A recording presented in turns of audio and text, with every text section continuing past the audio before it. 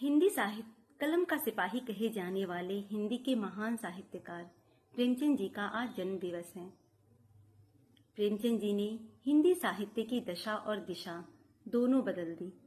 प्रेमचंद से पूर्व जितनी भी कहानियां लिखी गई वो मुख्य रूप से काल्पनिक परियों की कथा या फिर राजा रानी की कहानियां हुआ करती थी। प्रेमचंद ने अपनी कहानियों में वैसे लोगों को स्थान दिया जो समाज में उपेक्षित थे या फिर जिनका शोषण होता था। इसलिए जब हम सेवा सदन या निर्मला पढ़ते हैं तो हमें पता चलता है किस तरह से स्त्री का शोषण हुआ।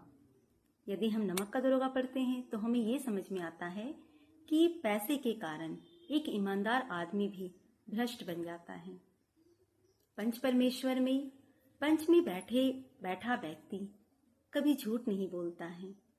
या फिर हम पढ़े पूस की रात तो उसमें यह समझ में आता है कि किसान को कितनी पीड़ा होती है।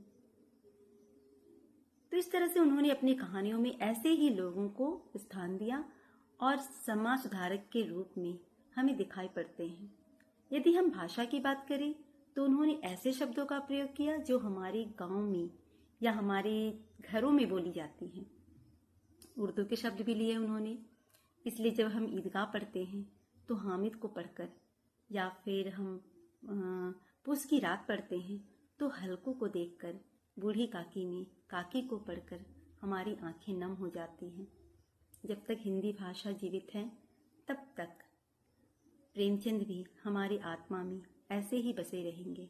यदि आपको पढ़ने की आदत नहीं हुई है तो आप प्रेमचंद की कहानियों से शुरुआत कर सकते हैं।